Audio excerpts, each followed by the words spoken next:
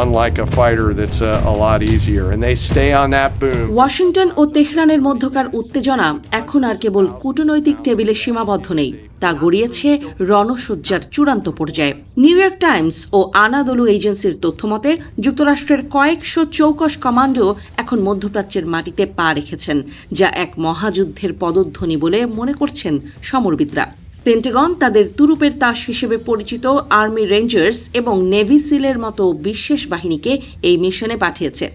2 জন শীর্ষ সামরিক কর্মকর্তার বরাতে জানা গেছে, এই দুর্ধর্ষ কমান্ডোরা বর্তমানে ওই অঞ্চলে অবস্থান করছেন, যদিও তাদের সুনির্দিষ্ট কোনো অভিযানের নির্দেশ এখনও দেওয়া হয়নি।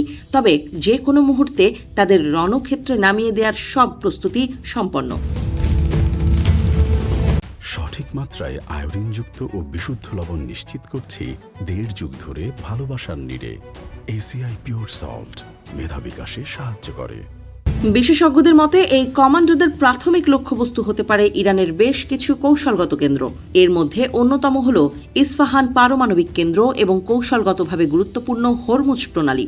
মার্কিন পরিকল্পনায় রয়েছে ইরানের প্রধান তেল হাব হিসেবে পরিচিত খার্গ দ্বীপ দখল করা। এটি সম্ভব হলে ইরানের অর্থনীতির মেরুদণ্ড পুরোপুরি ভেঙে দেওয়া সম্ভব বলে মনে করছে ওয়াশিংটন।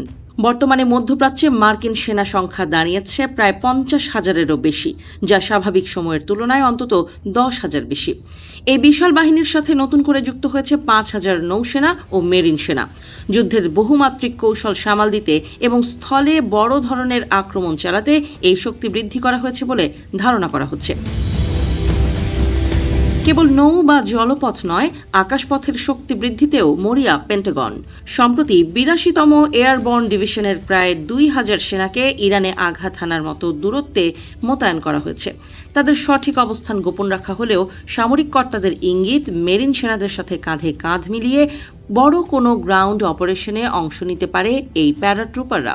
গত 28 ফেব্রুয়ারি থেকে ইরান জুড়ে শুরু হওয়া মার্কিন ও ইসরায়েলি বিমান হামলায় এখন পর্যন্ত 1,340 জনেরও বেশি মানুষের প্রাণহানি ঘটেছে।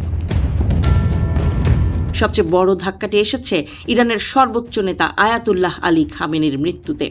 শীর্ষ নেতৃত্বের এই শূন্যতা ইরানকে এক চরম অস্থিরতার দিকে ঠেলে দিয়েছে, যার সুযোগ নিতে চাচ্ছে পশ্চিমারা। রণক্ষেত্রের এই উত্তাপ ছড়িয়ে পড়েছে বিশ্ববাজারেও। হরমুজ প্রণালী দিয়ে প্রতিদিন প্রায় 20 মিলিয়ন ব্যারেল তেল সরবরাহ করা হতো, যা বর্তমানে পুরোপুরি স্থবির হয়ে পড়েছে।